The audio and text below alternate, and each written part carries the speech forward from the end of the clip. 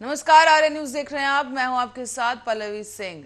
सुबह की खबरों की शुरुआत करेंगे बड़ी खबरों के साथ। आगरा से एक खबर है जहां पर बिग IRCTC ने एक अहम सुविधा लोगों के लिए लॉन्च की है और आपको बता दें कि अब EMI के जरिए यात्रा का लुत्फ ये यात्री उठा सकेंगे। दरअसल पर्यटकों की मांग पर दूसरी रामायण सर्किल रेल यात्रा की शुरुआत होने जा रही है। दिल्ली के सफदरजंग रेलवे स्टेशन से ये यात्रा शुरू होकर 19 की रात्रि को 20 दिनों में पूर्ण की जाएगी। थर्ड AC श्रेणी के कोच में 600 यात्री भोजन के साथ साथ यात्रा का आनंद ले सकेंगे।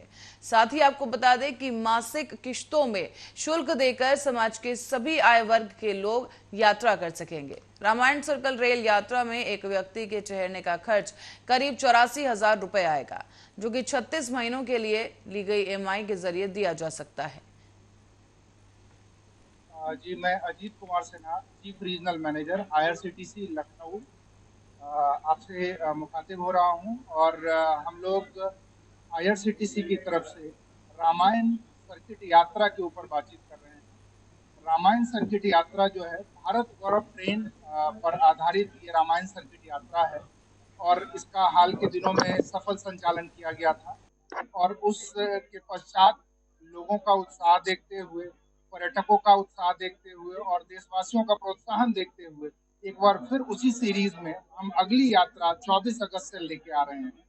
यह गाड़ी दिल्ली के सफदरजंग स्टेशन से ओरिजिनेट हो रही है और ये पूरी यात्रा 19 रात्रि 20 दिनों की है। इसका जो स्टॉपेज है उत्तर प्रदेश के अंदर 4 जगहों पे रखा गया है। और अलीगढ़ में दबंगों की दबंगई का एक मामला सामने आया है, जहां जमीन पर बाउंड्री वॉल कराने पहुंचे कार स्वामी की कार में दबंगों ने ट्रैक्टर से टक्कर मार दी। आपको बता दें कि टक्कर मार मार कर इस गाड़ी को चकनाचूर कर दिया गया और इस घटना का एक वीडियो भी सोशल मीडिया पर अब वायरल हो रहा है। वीडियो में लाठी और डंडों से महिला और पुरुष इस कार को तोड़ते हुए नजर आ रहे हैं। यहाँ आपको बता दें कि 8 दिन पुराना ये मामला और वीडियो बताया जा रहा है, जहां पीड़ित की तहरीर पर पुलिस ने अब मुकदमा दर्ज कर लिया है। घटना के बाद सभी आरोपी फरार बताए जा रहे हैं और पुलिस घटना की जांच पड़ताल में जुटी है। गोंडा थाना इलाके के कस्बे की घटना बताई जा रही है और इस घटना की जानकारी देते हुए क्षेत्राधिकारी राघवेंद्र सिंह ने बताया है कि सोशल मीडिया के जरिए ये वीडियो सामने आया, जिसकी जानकारी उन्हें मिली, जिसके बाद अब ट्रैक्टर द्वारा कार में टक्कर मारने का ये वीडियो दिखा है, जिसमें आपको बता दें कि लगभग 1 हफ्ते पुराना ये वीडियो बताया जा रहा है और वादी पक्ष की दी हुई तहरीर के आधार पर मुकदमा दर्ज कर लिया गया है और वीडियो को संज्ञान में लेते हुए मुकदमा दर्ज कर तमाम आरोपियों के खिलाफ वैधानिक कार्रवाई की जा रही है। मीडिया के माध्यम से एक वीडियो प्राप्त हुआ है जिसमें ट्रैक्टर के द्वारा कार को टक्कर मारी जा रही है। इस वीडियो के संबंध में अवगत कराना है कि ये वीडियो लगभग 1 सप्ताह पुराना है और जिसके संबंध में तत्समय ही थाना गोंडा पर वादी पक्ष की तरफ से दी गई तहरीर के आधार पर सम्यक धाराओं में अभियोग पंजीकृत करा दिया गया था। आक्रामक पक्ष के विरुद्ध निरोधात्मक कार्रवाई भी पुलिस। फतेहपुर जनपद के अंतर्गत कस्बा जहानाबाद के घाटमपुर हाईवे मार्ग के पास दुर्गापुर मोड़ पर अनियंत्रित स्कॉर्पियो गाड़ी ने जनपद कौशाम्बी के पश्चिम शरिया निवासी राकेश कुमार, जो कि अपने परिवार के साथ कानपुर थाना सुजैती के ग्राम कुआखेड़ा अपने रिश्तेदार से मिलने जा रहा था, उसे टक्कर मार दी है। बता दें आपको कि कस्बे से करीब 200 मीटर दूरी पर दुर्गापुर मोड़ के पास पहुंचते ही दूसरी दिशा से आ रही इस अनियंत्रित स्कॉर्पियो कार ने टक्कर मार दी है और इसके बाद टक्कर मारते हुए कार चालक मौके से फरार हो गया है। आपको बता दें कि कार सवार जब तक अपने आप को संभाल पाता तब तक 2 लोगों की टक्कर में वो घायल हो चुके थे और वहां से गुजर रहे राहगीरों ने अनियंत्रित स्कॉर्पियो का पीछा किया, लेकिन जब तक अनियंत्रित स्कॉर्पियो तेज रफ्तार से निकल चुकी थी। स्थानीय पुलिस को भी सूचना दी गई और घायलों को सामुदायिक स्वास्थ्य केंद्र में भर्ती कराया गया, जहां डॉक्टरों ने दोनों घायलों का उपचार किया है और उनकी हालत स्थिर बताई जा रही है।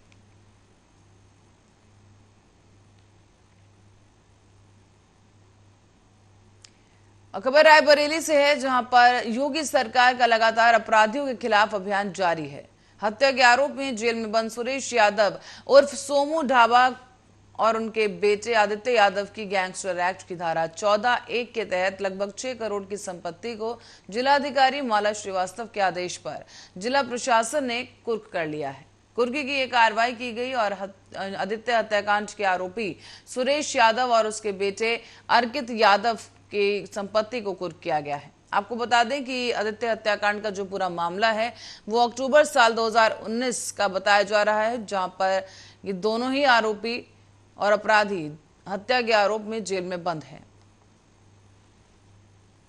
जिलाधिकारी महोदय के आदेश के निर्देश के क्रम में 14(1) के अंतर्गत सुरेश यादव की आदित्य हत्याकांड मामले के अंतर्गत कुर्की की कार्रवाई की गई है। इसका अनुमानित लागत 6 करोड़ 3 लाख के राउंड। योगी सरकार का अपराधियों के प्रति लगातार अभियान जारी है। इसी क्रम में आज जो है रायबरेली के लखनऊ प्रयागराज मार्ग पर स्थित सोमू ढाबा, जो कि एक हत्या के मामले में ये वांछित है और इस समय जिला कारागार में भी बंद हैं। आज 14(1) के तहत जो है उनके ऊपर कार्रवाई की गई और जिला प्रशासन के निर्देश पर ये दुकान सील करी जा रही है। आप देख सकते हैं यहाँ पर जो है ये काफ़ी दुकानें यहाँ पर जो है, और यहाँ पर रायबरेली जिला प्रशासन पूरी तरह से मुस्तैद है। योगी सरकार का लगातार जो एक अभियान चल रहा है, कैमरामैन से कहेंगे तो दिखाएं। यहाँ पर आप देख सकते हैं किस तरह से यहाँ पर फर्नीचर पूरा बाहर निकाल दिया गया है, जिसकी की अनुमानित लागत लगभग 6 करोड़ के आसपास बताई जा रही है। आपको बताते चले कि पिछले कई वर्षों से ये सुरेश यादव और इनके पुत्र आदित्य यादव जो है एक हत्या के आरोप में जो है वो सजा काट रहे हैं, जिसमें गैंगस्टर भी है। उसी के तहत ये आज ये 14(1) की कार्रवाई की गई है। कैमरामैन विपिन के साथ ओम शंकर शुक्ला, आर्या न्यूज, रायबरेली। और लखनऊ में एक अनोखा बेबी मीट देखा गया, जहां पर आपको बता दें कि 25 साल तक के लगभग 100 से अधिक बच्चे एक धमाका करने के लिए एकत्रित हुए। यहाँ आपको बता दें कि इन बच्चों में कुछ भी सामान्य नहीं था, लेकिन निश्चित रूप से उनके माता पिता के पास गर्व करने के लिए बहुत कुछ था। यहाँ आपको बता दें कि सभी IVF बच्चे हैं और उनके माता पिता ने IVF तकनीक के जरिए IVF विशेषज्ञ डॉक्टर गीता खन्ना के इलाज के बाद इन बच्चों को पाया है। डॉक्टर गीता खन्ना ने IVF यानी टेस्ट ट्यूब बेबी तकनीक में अपने 25 साल सफलतापूर्वक पूरे कर लिए हैं। और आपको बता दें कि उल्लासपूर्ण माहौल में तमाम बच्चे और उनके माता पिताओं ने केक काटा और कई खेल खेले। यहाँ पर इस समारोह में कई प्रतियोगिताएं भी आयोजित की गईं, जिसमें बच्चों ने बढ़ चढ़कर भाग लिया और साथ ही साथ स्वादिष्ट व्यंजनों का भी लुत्फ उठाया है। इस अवसर पर बोलते हुए डॉक्टर गीता खन्ना ने कहा कि ये उनके और पूरी टीम के लिए गर्व का क्षण है, क्योंकि वो उन माता पिता पर मुस्कान देख सकती हैं जिन्हें IVF तकनीक के कारण बच्चे का आशीर्वाद मिला है। उन्होंने ये भी कहा कि सफलता की राह आसान नहीं रही।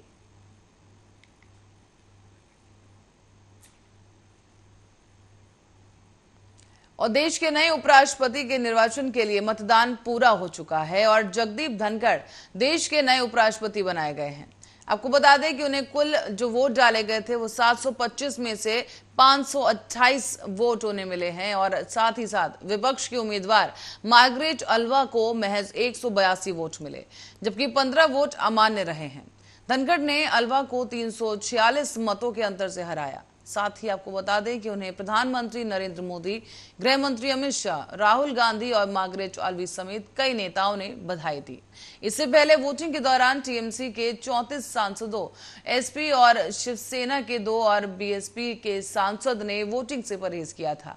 अब जगदीप धनखड़ देश के 14वें उपराष्ट्रपति होंगे और वो 11 जुलाई को अपने पद की शपथ लेंगे। मौजूदा उपराष्ट्रपति वेंकैया नायडू का कार्यकाल 10 अगस्त को खत्म हो रहा है। एनडीए के उम्मीदवार जगदीप धनखड़ को जीत की बधाई देने के लिए संसदीय कार्य मंत्री प्रहलाद जोशी के आवास पर बीजेपी नेता जश्न मनाते नजर आए। आपको बता दें कि प्रधानमंत्री नरेंद्र मोदी और बीजेपी अध्यक्ष जेपी नड्डा भी धनखड़ से मिलने पहुंचे।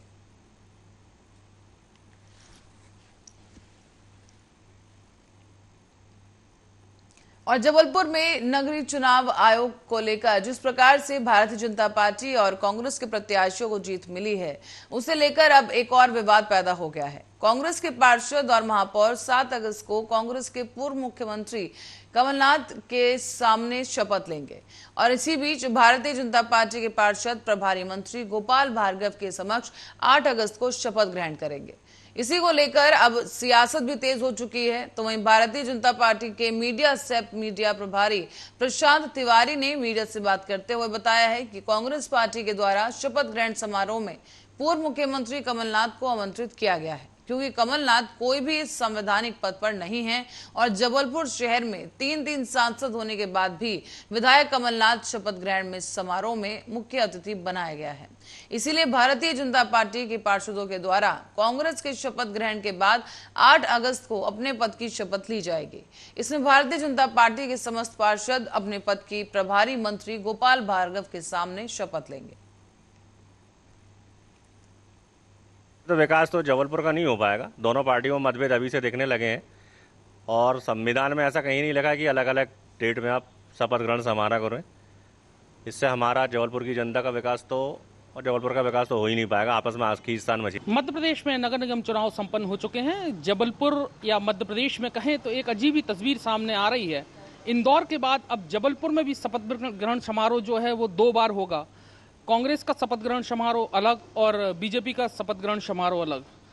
बीजेपी से हमारे साथ शायद मीडिया प्रभारी जबलपुर मौजूद हैं, हम बात करना चाहेंगे। ये ऐसा कैसे हो रहा है कि बीजेपी अलग और कांग्रेस अलग? देखिए, ये जो विचार ये कहें हम, ये जो वायरस है ये कांग्रेस लेकर आई है। आज तक कभी ऐसा नहीं होता था कि ये महापौर है तो हम इसके साथ शपथ नहीं लेंगे। आज इंदौर में आपको जानकारी लगी होगी कि भारतीय जनता पार्टी के महापौर आदरणीय पुष्पमित्र भार्गव जी शपथ ले रहे हैं। वहाँ कांग्रेस ने घोषणा की है कि हम उस शपथ ग्रहण में शामिल नहीं होंगे, हम अलग से शपथ लेंगे। क्या आपने क्यों ये नई परिपाटी का जन्म दिया? आप जो विचार नहीं था, आज आपने वो विचार लाकर एक समाज में दूषित भावना आपने प्रस्तुत की है। चुनाव के पहले तक मतभेद होना जायज़ है। चुनाव के बाद प्रतिनिधि जनता का प्रतिनिधि है, शहर का प्रतिनिधि है और भारतीय जनता पार्टी का ये मानना है कि शहर विकास के लिए ओछी राजनीति का कोई स्थान नहीं होना चाहिए। ये कांग्रेस की ओछी राजनीति है और उल्टा वो आरोप भारतीय जनता पार्टी पर डाल रही है। जबलपुर के विकास को आप कैसे देखते हैं? जब शुरुआत ही ये हो रही है तो जबलपुर का अब विकास किस ओर जाएगा? देखिए, जबलपुर का विकास तो होगा माननीय नरेंद्र मोदी जी, माननीय शिवराज सिंह चौहान जी और जबलपुर के जो हमारे सांसद हैं और जो जबलपुर के पार्षद हैं, वो विधायक हैं, वो लोग लगातार जबलपुर के विकास के लिए सोच रहे हैं, काम कर रहे हैं। कांग्रेस ने ये विचार लाकर अपनी मन की इच्छा, अपने मन का अरमान को जनता के सामने प्रस्तुत किया है कि उसको हर चीज़ में राजनीति ही दिखती है। आज घर घर तिरंगा लहर रहा है तो भी कांग्रेस को पेट में दर्द हो रहा है कि क्यों लहर रहा है। तो मैं ये मानता हूं कि आपको मेरी बजाय कांग्रेस के लोगों से पूछना चाहिए कि आपने इस परिपाटी को जन्म क्यों दिया। भारतीय जनता पार्टी कभी इस प्रकार की ओछी और जांजगीर चांपा की ओर रुख करेंगे, जहां से खबर सामने आई है कि जिले में नाबालिग लड़की को शादी का झांसा देकर भगाकर शारीरिक शोषण करने वाले आरोपी को पुलिस ने गिरफ्तार कर लिया है। दरअसल ये पूरा मामला है पामगढ़ थाना क्षेत्र का, जहां पर नाबालिग लड़की के माता पिता ने पामगढ़ थाने में आकर रिपोर्ट दर्ज कराई कि उनकी नाबालिग बेटी को किसी अज्ञात व्यक्ति के द्वारा भगा लिया गया है। इस पर पुलिस ने मामले की जांच शुरू की और आरोपी के खिलाफ 376 धारा पंजीबद्ध कर आरोपी को गिरफ्तार करके उसे न्यायिक रिमांड के लिए भेज दिया है। 26 जुलाई 2022 को पामगढ़ क्षेत्र के प्रार्थियों ने रिपोर्ट दर्ज कराई थी कि उसकी नाबालिग पुत्री को कोई अज्ञात व्यक्ति बहला फुसलाकर भगा कर ले गया है। रिपोर्ट पर 363 आईपीसी का अपराध पंजीबद्ध कर विवेचना पतासाजी के दौरान दिनांक 4 अगस्त 2022 को आरोपी साहिल टंडन के कब्जे से पीड़िता को बरामद किया गया है। महिला अधिकारी से कथन एवं गुप्तांग परीक्षण कराकर मामले में धारा 366, 376 भादवी एवं पॉक्सो एक्ट की धारा जोड़कर आरोपी साहिल टंडन निवासी सैनिक कॉलोनी पामगढ़ को न्यायिक रिमांड पर भेजा गया है।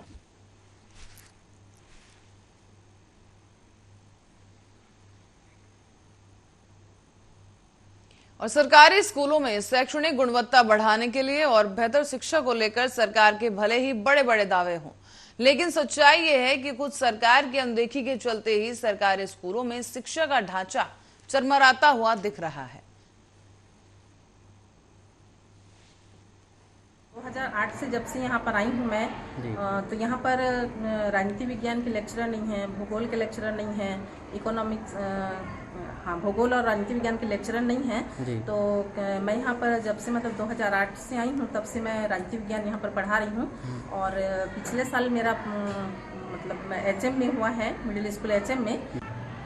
यहाँ पर करीबन 12 सेक्शन है और हिंदी की जो व्याख्याता हैं पहले 3 थे और उसमें से 2 व्याख्याताओं का स्थानांतरण हो चुका है।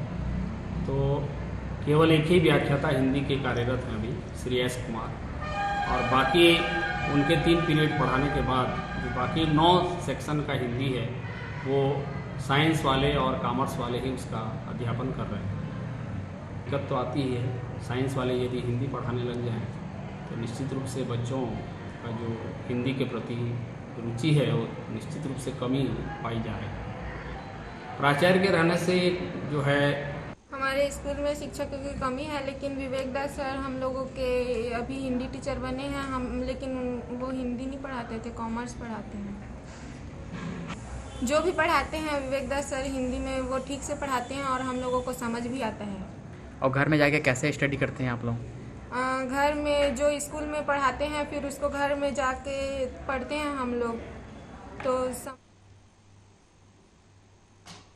और इस बीच रुक करेंगे एक बड़ी खबर की ओर। भारत के लिए आज का दिन काफी अहम। आपको बता दें कि इस वक्त की एक बड़ी खबर सामने आ रही है इसरो की तरफ से, जो कि आपको बताते चले कि आज एक और इतिहास रचने की तैयारी में है इसरो और आज एक नया इतिहास बनने जा रहा है। बता दें आपको कि थोड़ी देर में पहला SSLV लॉन्च किया जाएगा इसरो के द्वारा और आज भारत के लिए काफी ऐतिहासिक दिन माना जा रहा है। इसरो का अर्थ ऑब्जर्वेशन सैटेलाइट आज लॉन्च की जाएगी और इसी बीच आज ही आपको बता दें कि स्टूडेंट सैटेलाइट को भी लॉन्च किया जाएगा। इसरो की तरफ से ये बड़ी सौगात और ये बड़ी कोशिश यहाँ पर आपको बता दें 135 किलोमीटर दूर श्रीहरिकोटा से यहाँ पर लॉन्च किया जाएगा और इस वक्त की ये बड़ी खबर आपको बता रहे हैं जहाँ पर SSLV को इसरो के द्वारा लॉन्च किया जाएगा। आज एक ऐतिहासिक दिन भारत के लिए और एक और इतिहास रचने जा रहा है इसरो, जहाँ आपको जानकारी दे दें कि इसरो की तरफ से आज थोड़ी ही देर में पहला SSLV लॉन्च कर दिया जाएगा और इसी के साथ साथ आपको इसकी जानकारी देते चलें कि इसरो के अर्थ ऑब्जर्वेशन सैटेलाइट लॉन्च की जाएगी और इस सैटेलाइट के साथ साथ स्टूडेंट सैटेलाइट का भी लॉन्च किया जा रहा है। और अब बढ़ते अगली खबर की ओर। यहाँ पर स्तनपान सप्ताह के अवसर पर मेदांता अस्पताल लखनऊ में नए माता पिता को स्तनपान के लाभों के बारे में जागरूक करने के लिए एहसा नाम का कार्यक्रम आयोजित किया गया। इसी क्रम में अंताक्षरी, ओपन माइक सजेशन और हेल्थ टॉक भी आयोजित की गई और इस कार्यक्रम में माता पिता को विशेषज्ञों से मां और बच्चे के स्वास्थ्य के बारे में प्रश्न पूछने के लिए आमंत्रित किया गया था। कार्यक्रम की शुरुआत मेदांता अस्पताल लखनऊ के निदेशक डॉक्टर राकेश कपूर ने की और साथ ही उन्होंने लोगों को जागरूक करते हुए संबोधित भी किया।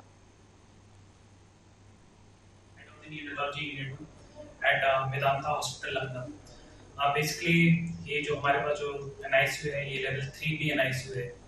लेवल 3B का मतलब होता है कि जहाँ अपार्ट फ्रॉम जो सिकेस्ट ऑफ द बेबी आते हैं, बीमार से बीमार बच्चे ट्रीट होते हैं, हम नॉर्मल बेबी जो कार्डियक प्रॉब्लम्स होती है या कुछ दिमागी प्रॉब्लम होती है उनकी सर्जरीज भी करते हैं। जैसा कि मैम ने कहा है कि एज सुन एज जैसे यहाँ प्रेगनेंसी बुक होती है, अगर बुकिंग के ड्यूरिंग एंटीनेटल पीरियड यानी कि जब एक महिला गर्भवती होती है उसी टाइम उसको कोई प्रॉब्लम डिटेक्ट होती है तो हम उसी टाइम कनेक्ट हो जाते हैं। तो we treat that family that mother as a team and हमें उसके बाद।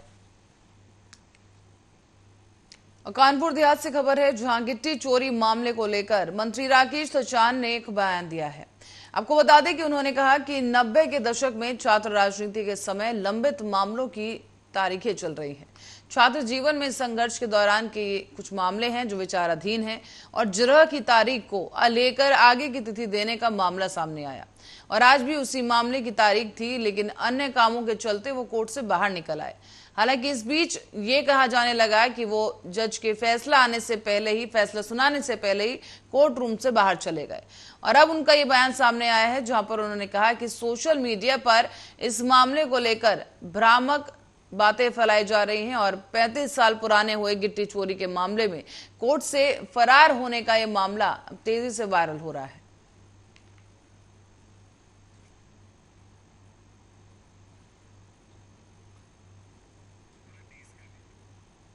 आपको बता दें कि मंत्री राकेश सचान को लेकर ये बयान सामने आया था कि वो कोर्ट रूम से बाहर चले गए, सुनवाई आने से पहले ही, फैसला आने से पहले ही वो वहां से निकल गए। लेकिन अब जिस तरीके से ये अफवाहें सामने आई, उसके बाद मंत्री राकेश की तरफ से सफाई देते हुए बयान सामने आया है कि किसी काम की वजह से वो वहां से बाहर निकले थे, क्योंकि कई ऐसे केस थे जो विचाराधीन थे और उन पर तारीखें थी और इसीलिए उन्हें वहां से बाहर जाना पड़ा। हालांकि गिट्टी चोरी का यह पूरा मामला है जो कि काफी पुराना बताया जा रहा है और इसी को लेकर सफाई देते हुए उन्होंने कहा कि गिट्टी चोरी के इस मामले में कोर्ट से फरार होने का मामला बेबुनियाद है और सोशल मीडिया पर इस मामले को लेकर भ्रामक बातें फैलाई जा रही हैं। ये कोई आदेश नहीं, 90-91 के कुछ वाद हमारे लंबित हैं, जिनमें कुछ जिरे वगैरह होनी है, जिरे की तारीख वारीख कुछ लेकर के और आगे तिथि देने की बात उन्होंने की है और कहीं कोई किसी तरह की भ्रामक बातें हैं जो भी चल रही हैं और विद्यार्थी जीवन के हम लोगों के ऊपर उस समय संघर्ष के दौरान जो केस लगाए गए थे 90 से के दशक में जब हम लोग विद्यार्थी राजनीति करते थे, वही कुछ मामले अदालत में लंबित हैं और उन्हीं पर उनकी तारीखें भी चलती हैं और आज भी कुछ तारीख लगी थी तो उसमें आगे बहस की तारीख जज साहब ने शायद कोई दी है। और इसी बीच एक और बड़ी खबर की ओर रुख करेंगे। लखनऊ से इस वक्त की बड़ी और अहम खबर सामने आ रही है जिससे आपको रूबरू करा दें। लखनऊ में आज आपको बताते चलें कि लखनऊ में औषधि विभाग को बड़ी सफलता हाथ लगी है और इसी क्रम में जानकारी आपको दे दें कि अवैध तरीके से दवाएं जो भेजी जा रही थी उन्हें बरामद कर लिया गया है। ये बता दें आपको कि दवाओं की एक खेप है जो भेजी जा रही थी गोरखपुर संत कबीर नगर से, ये पकड़ी गई हैं 3 गाड़ियों में और यहाँ पर औषधि विभाग को बड़ी सफलता हाथ लगी है। 4 लोगों को इस दौरान पुलिस ने हिरासत में भी लिया है और बताया जा रहा है कि दवाओं की एक खेप पहुंचाई जा रही थी अवैध तरीके से और मिलावटी दवाएं भी बताई जा रही हैं और इसी के साथ साथ अब कार्रवाई में पुलिस जुटी है। 4 आरोपियों को भी मौके से गिरफ्तार किया गया है और 3 गाड़ियों में औषधियों की एक खेप लेकर जाई जा रही थी। तमाम दवाएं थी इन गाड़ियों में मौजूद जिनकी खेप को बाहर ले जाया जा रहा था। आपको बता दें कि गोरखपुर और संत कबीर नगर से ये 3 गाड़ियां पकड़ी गई हैं।